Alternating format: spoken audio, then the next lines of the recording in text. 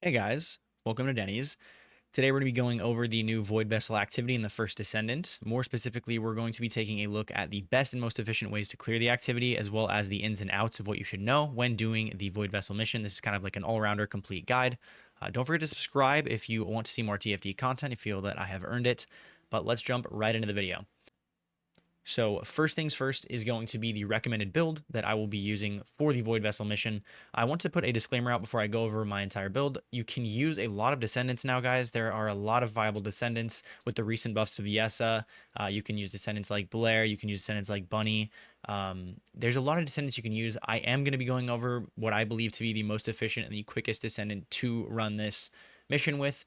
But I wanted to put that disclaimer out there first. So for the recommended build, I'm going to be using Freyna.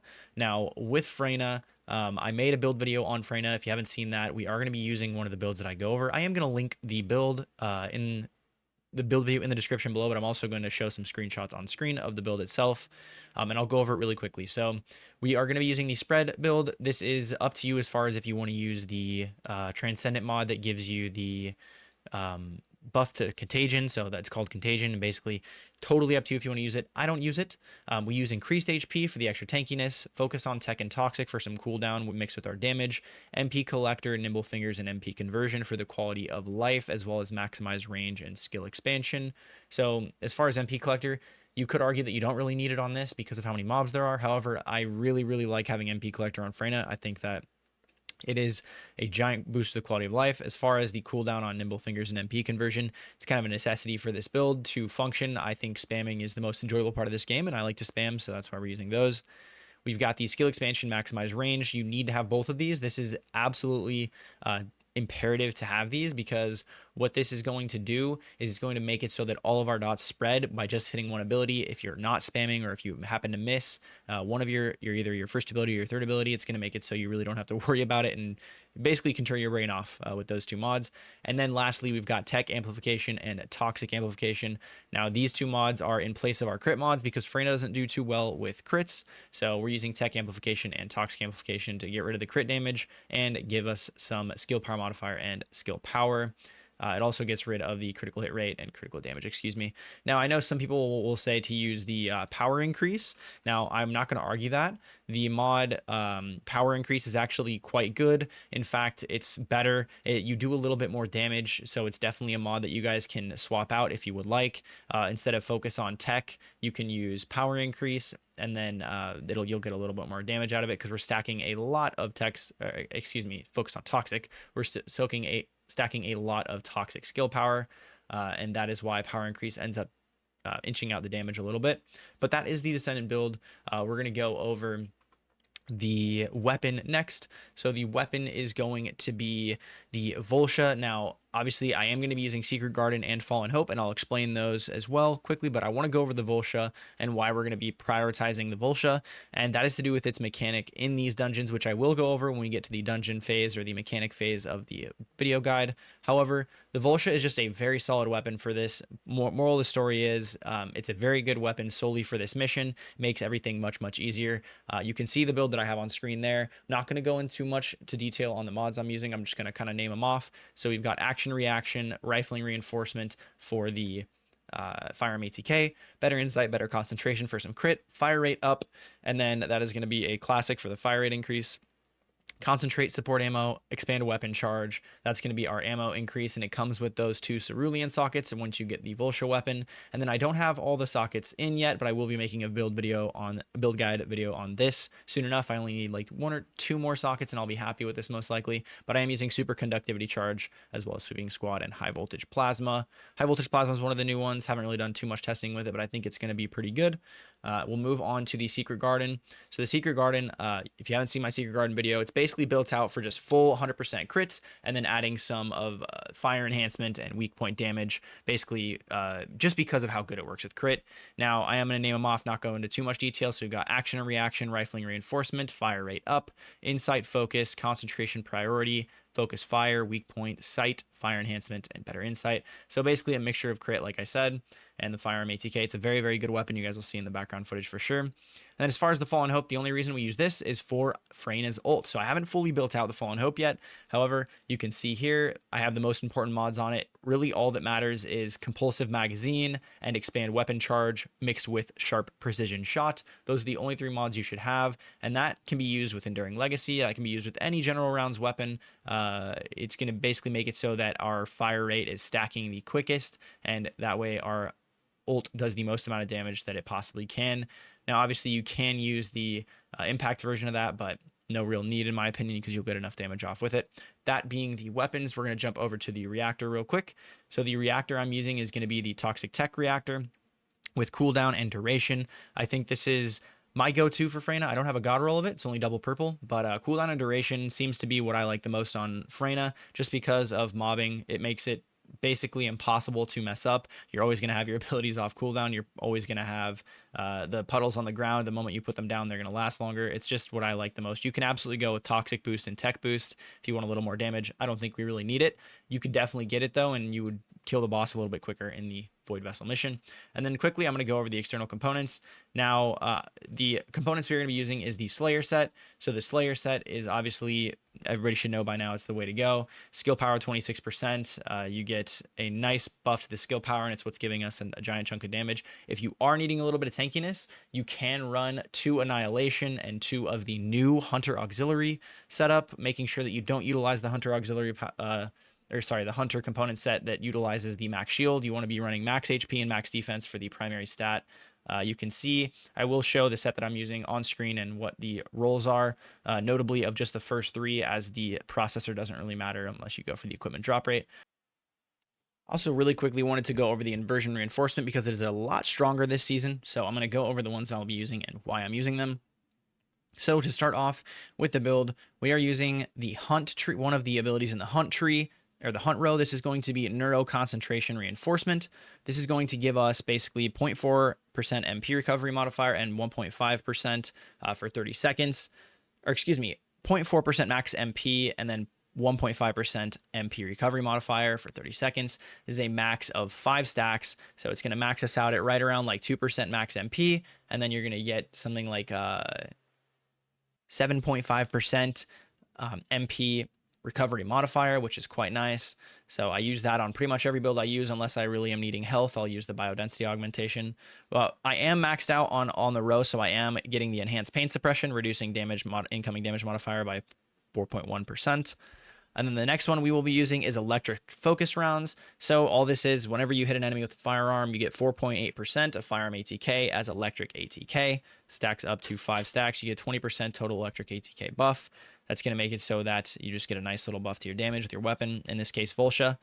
And then the next one is a tough choice for me. I actually ended up going with RK Boost. So obviously on hitting 5 or more enemies with a skill, grants RK Boost. The skill cooldown is minus 15.5%. Skill speed and range is increased by 11%.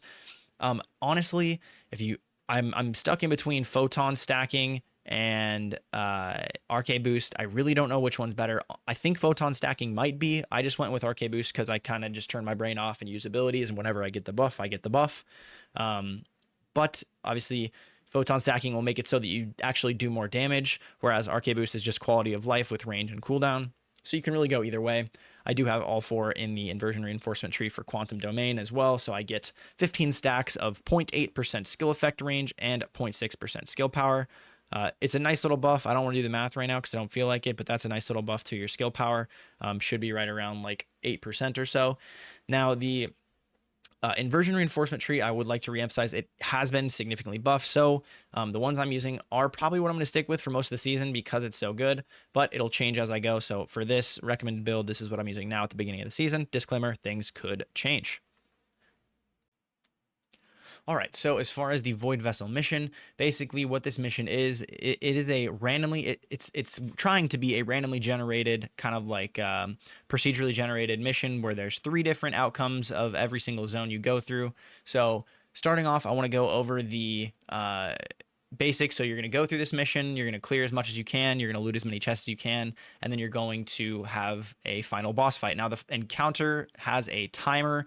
Only the final boss fight has a timer. The entire mission, you can take your time as much as you'd like. So starting off with the mission mechanics, we're going to go over the shields. So when you first jump in, you're going to see mostly the blue shields, the light blue shields. What these shields signify is that you need to do skill damage to the mob that has that shield. So for example, you can basically use any Descendant skill, you know, Bunny's first ability, third ability, Freyna's first ability, third ability, literally any skill ability, guys. That will basically clear the shield and make it so that you are good to go. You know, you can just do whatever damage type you want to them. Basically the easiest shield in my opinion, because most of these builds are going to revolve around skills. Now I will say with Freyna, they tried to put a few mobs in the dungeon that take less damage or are completely immune to toxic damage, and it's really no problem because of Voltia and because of Secret Garden. We're able to melt them very, very easily.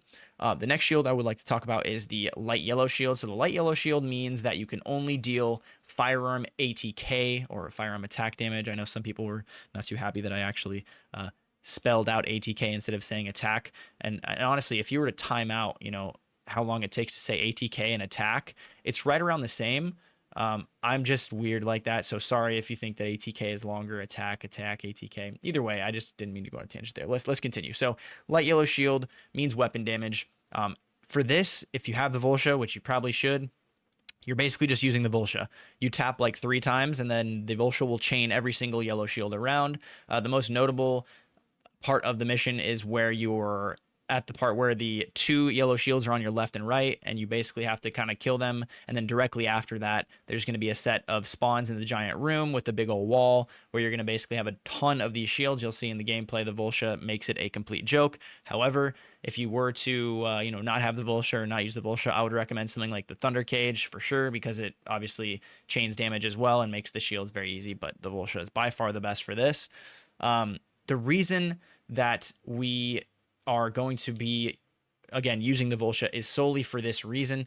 You basically are able to deal with both the light blue shields and the light yellow shields with just the Voltia alone. So if you're Freyna, you're going to jump in, throw your first ability and your third ability. If you see a person with the light yellow shield, obviously prioritize them with the Voltia. If you see a person with the light blue shield, you don't really have to prioritize them with Voltia. However, it does make it go by a little bit quicker if you use Voltia as well as the dots that you threw down on the ground with Freyna.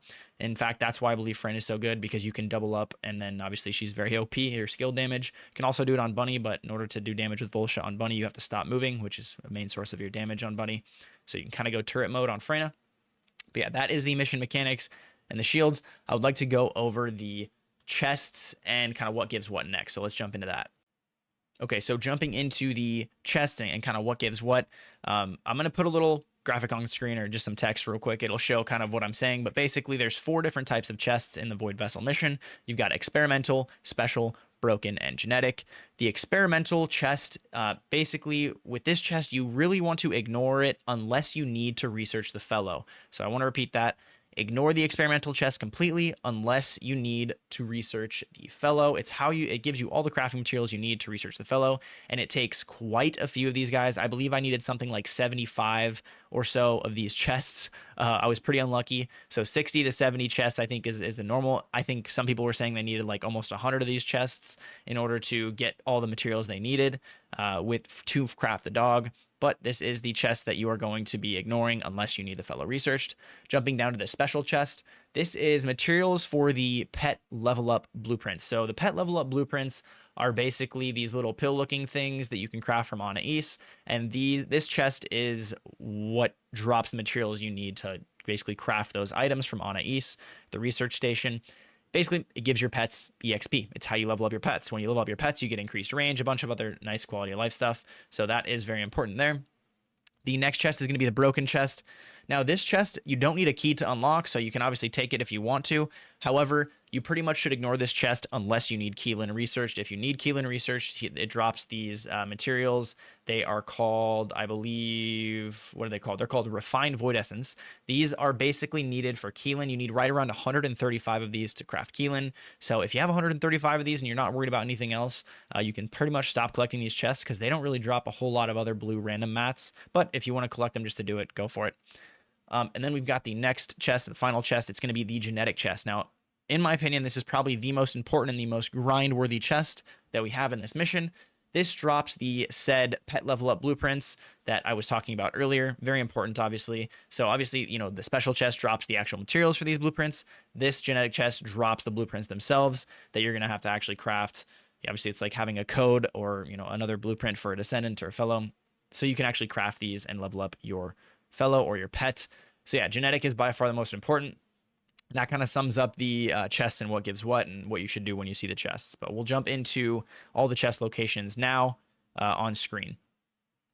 Now, the first chest room, and this is actually a 2-for-1, is going to be right after you finish this long jumping puzzle where you get to the conveyors in the building. You're going to go to the left right after you see the transmitters. Usually there's a transmitter there. You'll see the first one hidden in this back corner. And then after you've looted this one, all you do is look straight across. You'll see the second chest room right there. Pretty easy to see. The first 2 chest rooms there, located after the big jump puzzle. And the next group of chests, the next chest room, is going to be after you've killed the second room of elites and yellow shielded enemies. You're going to go past the lasers. You'll see right here, there is a little shield up top. You're going to shoot that, jump down. After you've jumped down, you'll see there is a little spot to go straight up right here, just like so. And then this is your next chest location. And there is usually quite a few in here. I got pretty unlucky this time, but that's the next chest location. Now, the next chest location is pretty obvious in some cases because you're going to have to go through it to get to the next part. But if you're on this part like I am, where you don't go that way to get to the next part and you go straight, you're going to want to go left after the box you shoot to disable the lasers. You'll see these 2 floating platforms. The boxes are going to be located right here in this room with the kind of disconnected wires and all that stuff. So that is the third set of chests or chest room. And then that is going to lead us right into the next one. So right as you get into this room with the lasers on the ground and the straight ahead in front of you, you're going to see us jump right up to that top corner up there. It's kind of hidden, so that one is a little bit, you need to pay attention for that one. It's just up there to the top right. This one usually has the most chests in it, in my experience, and that is the next group of chests or area of chests. All right, and then starting from a different area, when you go left from the very first room, you're going to notice that there is going to be, right, as soon as you look left, there's a shield right there. That is going to be our first chest room from this angle, or this pattern, I guess you would say. So yeah, first chest room right there. All right, and this one is going to be after the second room of mobs that you kill. You'll see we go left instead of straight there. You're going to go right, left, and then you'll be out in this giant open area. It's pretty obvious where to go here, but I'm still going to include them. You're going to see 2 circular objects, one on the left, one in front of you. You're going to need to break both of those shields. You're going to jump in, and you will be able to see the second and third chest rooms of this pattern. And they're both pretty straightforward. You'll probably see me fail, honestly, on screen. I can't remember what happened. But yeah, a lot of fails here in this jumping puzzle. But yeah, there's your next 2. And the next one is going to be literally right as you come out of the tunnel after you've gotten those 2. It's right in front of you. That one's pretty obvious. I'm still going to include it there. You can see the barrier right there. We just shot it and looted them right before shooting these little guys to get rid of that barrier. All right, and the last one here is going to be right after you go that area with the hanging wires and 2 floating platforms. If you were to go straight instead of to the right, as you can see, you look straight up right after jumping onto the next platform. You can jump right down inside of it, and you'll see the next chest room location there.